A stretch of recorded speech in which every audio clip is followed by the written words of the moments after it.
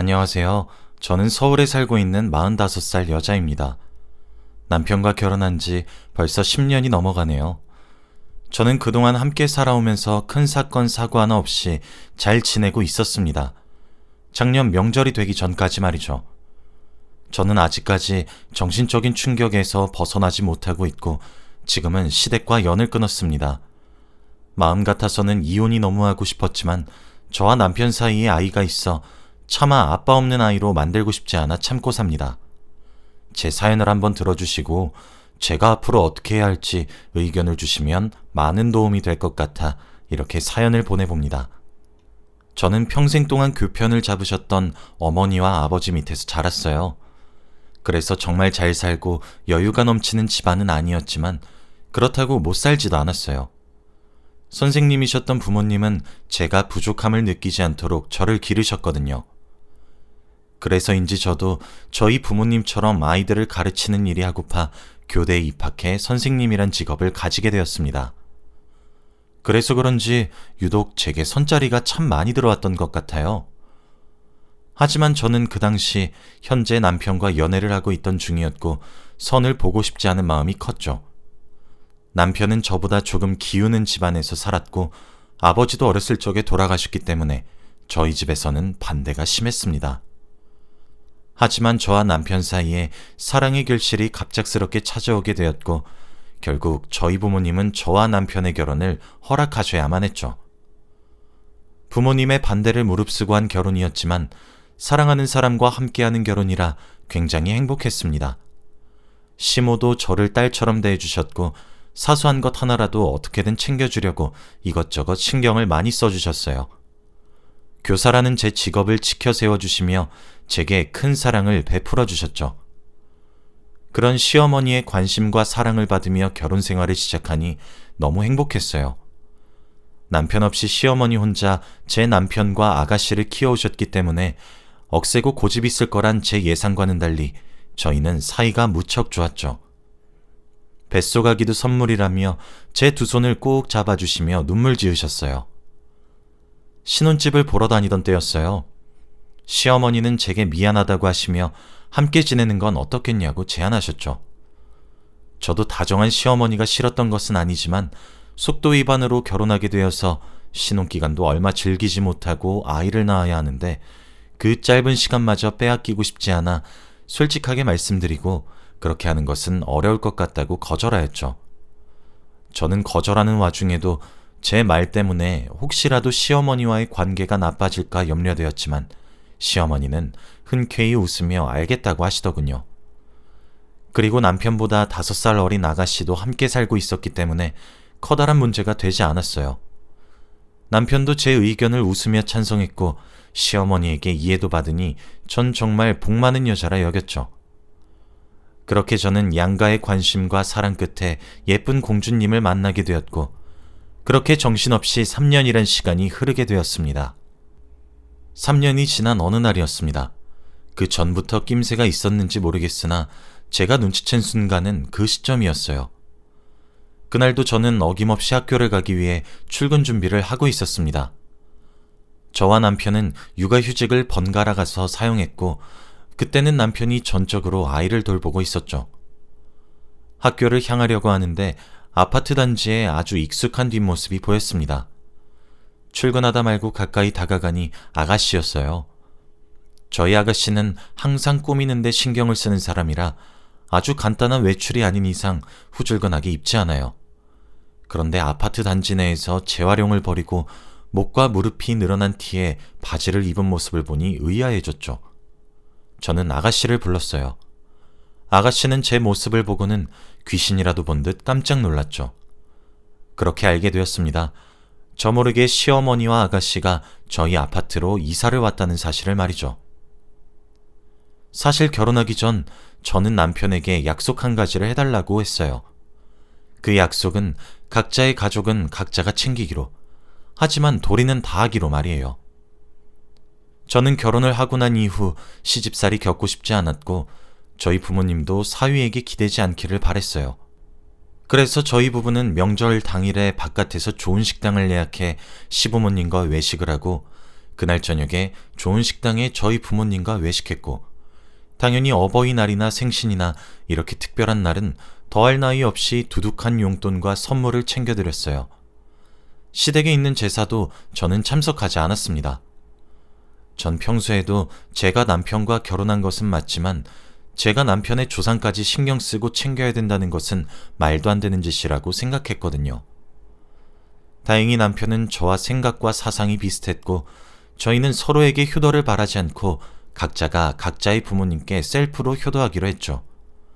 전 그렇게 못을 박아뒀어요. 그렇다 보니 당연히 저희 집에서 남편을 찾을 때는 제가 나서서 막았고 이건 남편 또한 마찬가지였습니다. 사위와 며느리 어려운 줄 아셔야 예의를 지키실 거라는 제 생각은 일리 있었죠. 그래서 저희 집 신혼집도 양가에서 찾아오신다거나 이러는 경우도 없었어요. 각자의 부모님을 저희가 막았거든요. 하지만 저 모르게 같은 동네 아파트로 이사온 시댁 식구들을 그날 아침 출근 시간에 본 순간 참 이해가 가지 않더군요. 일단 전 출근을 마저 했어요. 저와 마주친 아가씨는 그 이후 집에 가서 사실을 말했는지 퇴근하고 보니 집에 아가씨와 시어머니가 와 계시더군요. 믿었던 남편도 제 눈치를 보고 기가 죽어 있더군요.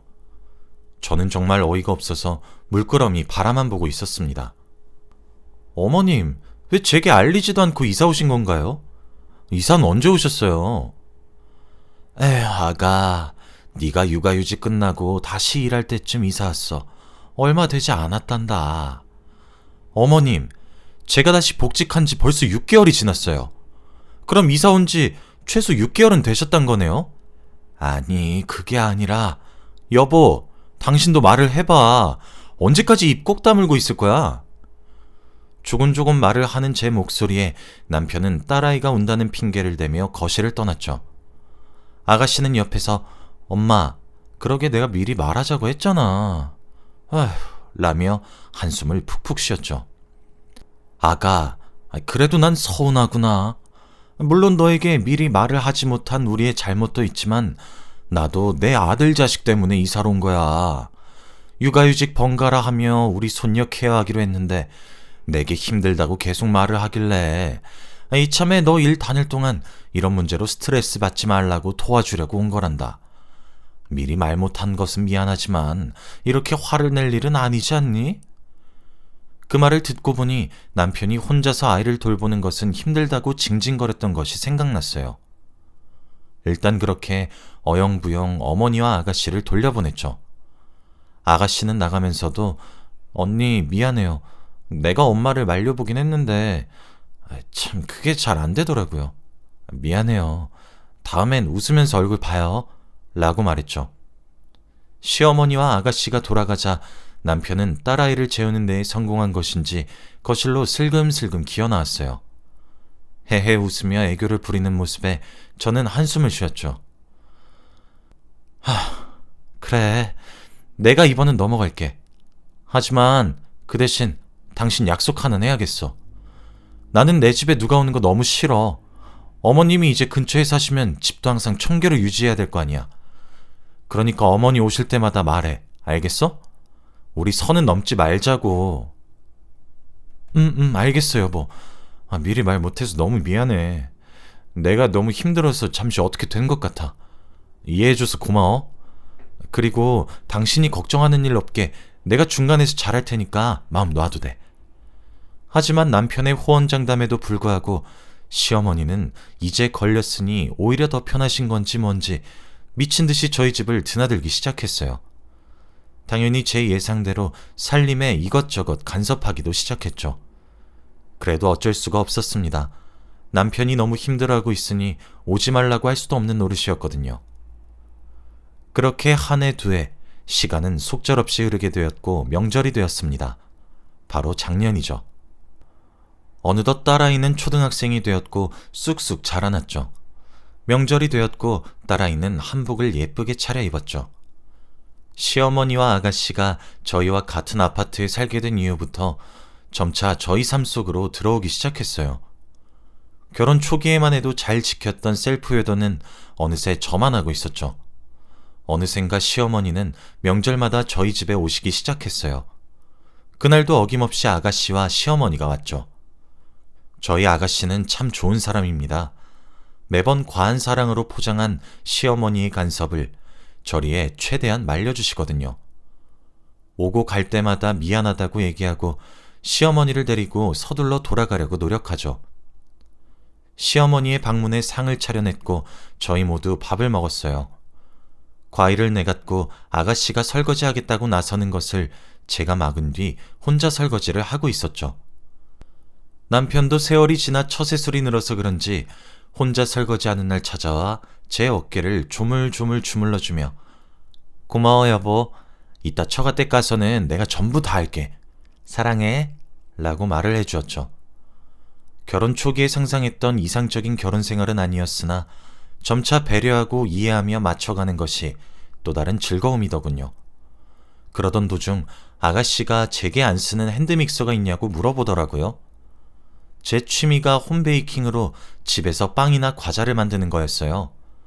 비록 아이가 태어나게 되면서 잘 안 하게 되었지만요. 아가씨는 요새 베이킹에 재미가 들렸다며 혹시 안 쓰는 핸드믹서가 있으면 달라는 말에 저는 기다려보라고 말한 뒤 찬장을 뒤졌어요. 이젠 자주 하지도 않아 핸드믹서 말고도 괜찮은 조리도구들을 몇 개 주기 위해서죠. 안 쓰는 것들이다 보니 제일 윗천장 맨 구석에 처박혀 있어 의자를 밟고 올라가서 뒤적거렸죠. 근데 주방 천장 위에 이상한 게 놓여있더군요.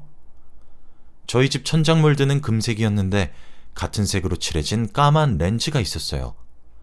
이게 뭔가 싶어 조심히 떼어내보니 천장 위에 보조 배터리도 함께 딸려 나오더군요. 그건 초소형 카메라였습니다.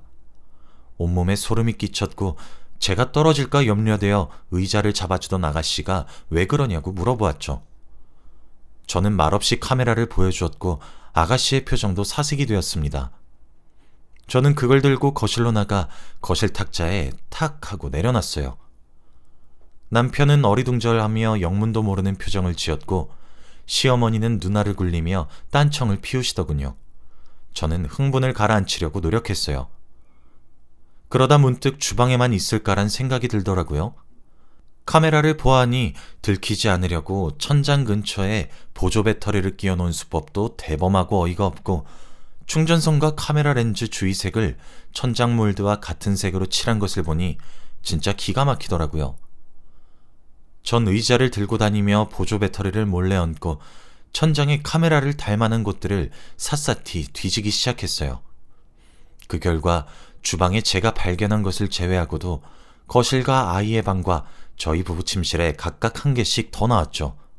남편은 제가 카메라를 여러 개 더 찾을 동안 그것이 몰래 카메라라는 사실을 알아챘고 엄마, 이거 엄마가 한 거야?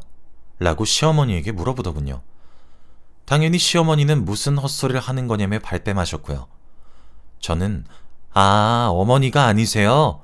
그럼 경찰에 연락해서 신고해도 괜찮으시겠네요? 어머니가 한 짓이 아니니까 라고 비아냥댔죠. 진정으로 경찰에 연락을 취하려는 척을 하자 그제서야 어머니가 실토하시더군요. 아가씨는 옆에서 엄마라고 소리를 지르고 있었고 남편도 허망하다는 듯 시어머니를 바라보았죠. 전 그 말을 듣고 바로 경찰에 신고했습니다. 10분도 채 걸리지 않고 제 신고를 받고 경찰은 저희 집으로 왔고 전 경찰에게 자초지종을 설명했습니다. 경찰도 이런 경우는 처음 본다고 말을 하며 헛웃음을 짓더군요. 하지만 남편의 어머니이다 보니 고소도 불가능했죠. 가정의 불안은 가정에서 직접 해결할 수밖에 없단 말을 하는 경찰을 보니 맥이 탁 풀렸고 더는 그곳에 있고 싶지 않았습니다. 아이를 들쳐업고 정말 핸드폰과 지갑만 챙긴 채로 친정집으로 향했어요. 아가씨는 뛰쳐나가는 절 뒤따라 나와서 미안하다며 사과를 하더군요. 그 손길도 뿌리쳤고 택시를 잡았습니다. 친정집에 도착해 부모님 얼굴을 보니 눈물이 줄줄줄 흐르더군요. 아이도 울고 있는 저를 보며 따라오는데 정말 미칠 것 같았습니다. 놀란 부모님의 얼굴에 대고 자초지종을 얘기했고 하소연했어요. 당연히 저희 부모님도 뒤집어졌죠. 저희 아버지는 바로 남편에게 전화를 걸었고 욕설과 함께 친정집으로 호출을 했어요. 남편은 전화를 받자마자 온 것인지 헐레벌떡 왔더군요. 남편이 집에 오자마자 저희 아버지는 남편의 뺨을 후려쳤어요. 남편을 뒤따라온 것인지 아가씨와 시어머니가 그 모습을 목격하시게 되었고 시어머니는 노성을 지르며 화를 내셨죠. 저희 어머니도 화를 참지 못하고 시어머니를 밀치면서 그야말로 집안이 개판이 되었습니다. 저희 집이 많이 시끄러웠던 것인지 주민 사람들의 신고로 경찰이 왔고 그렇게 모두가 진정하는 시간을 가지게 되었죠. 경찰을 돌려보내고 거실에 앉아 얘기를 나누었어요. 정막 속에서 제가 흐느끼는 소리만 들렸죠. 아이는 아가씨와 함께 방으로 들어가 있었고요. 남편은 바로 무릎을 꿇으며 저희 부모님께 죄송하다 빌기 시작했습니다. 그런데 그 와중에도 시어머니는 사과 한마디 제대로 하지 않더군요. 저희 아버지는 남편에게 말했어요. 됐네. 사과고 나발이고 필요 없어. 당장 이혼할 준비나 하도록 하고 위자료나 준비하게. 자네도 머리가 달렸음 생각을 해보게. 지금 이게 무슨 막장 드라마도 아니고 뭐 하는 짓인가? 그리고 사돈댁은 왜 사과 한마디 안 합니까? 남편은 저희 아버지의 고성에도 대꾸 한마디 제대로 못한 채로 고개만 푹 숙이고 미안하다고 빌기만 했고 시어머니는 입을 딱 다물고 딴청을 부리셨죠. 그러다 문득 저희 부부 침실에도 카메라가 있었던 사실이 생각났고 제 맞은편 소파에 시어머니의 가방이 무방비하게 놓여있던 사실도 깨닫게 되었죠. 왜 그런지는 모르겠으나 본능적으로 시어머니의 휴대폰을 확인해야 되겠다는 생각이 들었고 누구보다 잽싸게 빛의 속도로 시어머니의 가방을 낚아채서 휴대폰을 꺼내 들고 화장실로 도망쳤습니다. 제가 휴대폰을 훔쳐 달아나자 시어머니의 얼굴색이 하얗게 질렸더군요. 무언가 있다는 확신에 가득 찼고 화장실 문을 걸어 잠궜습니다. 문 너머로 절규에 가까울 정도로 소리를 빽빽 질러대는 시어머니의 고함소리, 아버지와 어머니의 고함소리. 왜 이러는 거냐며 애원하는 듯한 남편의 목소리와 큰 소리에 놀라 울고 있는 제 딸아이의 울음소리와 그런 아이를 달래는 듯한 아가씨의 목소리까지 다 들리더군요.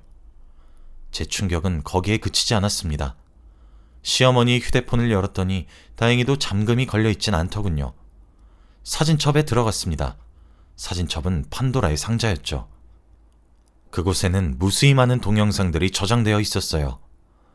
동영상의 저장 날짜를 보니 카메라는 못해도 최소 3년 전에는 설치를 했겠다 싶었습니다. 그리고 저장된 동영상들은 저희 딸아이의 일상생활 모습은 물론 저희 부부끼리의 오붓한 시간을 가지는 것까지 아주 다양하게 저장되어 있었죠. 손이 벌벌 떨리고 참을 수 없는 분노가 절 덮쳤을 때였어요. 문을 벌컥 열고 나가자마자 보이는 시어머니의 얼굴에 전 손을 올렸고 그대로 찰썩 내려쳤습니다. 제가 시어머니의 뺨을 때리자마자 집안엔 정적이 흘렀고 남편은 꼴에 자기를 낳아준 부모라고 쓰러진 시어머니 곁으로 다가오더군요. 저는 그런 남편의 얼굴에 대고 시어머니 휴대폰을 던졌습니다. 눈이 달렸음 제대로 보라고 소리 지르는 것은 덤으로 말이죠. 남편은 제가 던진 휴대폰을 주어 그 속에 숨겨진 진실들을 들여다보게 되었고 서서히 경악하기 시작했어요. 저희 부모님도 입을 다물지 못하셨죠. 시어머니는 그제서야 변명과 함께 제게 미안하다고 말하더군요. 기가 막혀서. 저는 남편에게 이걸 근거로 이혼소송 준비할 거라고 못을 박았고 남편은 그저 멍하니 시어머니의 얼굴만 쳐다볼 뿐이었어요. 하지만 결론적으로 말을 하자면 남편과는 이혼을 하지 않았습니다. 남편이 저희 부모님께 두들겨 맞으면서도 저와 제 딸아이를 포기하지 못하겠다고 매달린 것도 한몫했고 아가씨까지 저희 집에 찾아와 무릎을 꿇으며 사과하기도 했거든요. 물론 제 마음은 그걸로 풀린 것은 아니지만 남편과 아가씨는 시어머니의 휴대폰에 있는 모든 흔적들을 지웠고 혹시 백업시켜뒀을까 염려가 되어 모든 영상들을 지워왔습니다. 그리고 한 번만 기회를 달라고 하더군요. 사실 이혼을 하지 않으면 시어머니를 고소할 수가 없어서 전 그럴 수 없다고 말을 한 뒤 이혼 절차를 밟으려고 했습니다만 아이가 눈에 밟히더군요. 아빠 없는 자식으로 만들고 싶지 않아 저도 남편과 함께 저희 부모님을 설득하기로 마음을 바꿨고 그렇게 제 남편은 저희 부모님께 용서를 받을 수 있었습니다. 아무래도 일방적으로 시어머니 혼자 단독적으로 저지른 일이라 그럴 수 있었던 것 같아요. 남편은 그날 이후 공동명의였던 모든 재산을 제 명의 앞으로 돌려놓고 집도 내놓은 뒤 이사 준비에 착수했습니다. 아가씨도 미안하다며 제게 1,000만 원 정도 내밀더군요. 안 받겠다고 하는 제 말에도 받아달라고 던지다시피 주고 내뺐죠. 그렇게 저는 이혼보다는 다시 한 번의 기회를 선택하게 되었습니다. 남편도 시어머니가 자신을 끔찍히 사랑하는 것은 알고 있지만 부부 침실의 개인적인 일도 다 저장해 놓은 사실에 커다란 충격을 받은 것인지 저와 함께 연락을 잘 하지 않기 시작했고, 아가씨 또한 본인의 어머니에게 많은 실망을 했는지 따로 나가서 살기 시작했어요. 그렇게 전 시댁과의 인연을 끊을 수 있게 되었고, 지금 현재 평화롭게 지낼 수 있게 되었습니다. 누군가는 제 이야기를 듣고 이혼하지 않은 것을 보며 미련하다고 생각할지 몰라도 당장 눈앞에 밟히는 아이를 위해 저 또한 커다란 용기를 내준 것임을 알아주셨으면 좋겠습니다. 전 앞으로도 시댁의 시자도 엮이지 않을 생각이고 제 아이 또한 보여드릴 마음은 추호도 없습니다. 여기까지가 제 이야기이고요. 들어주셔서 감사합니다.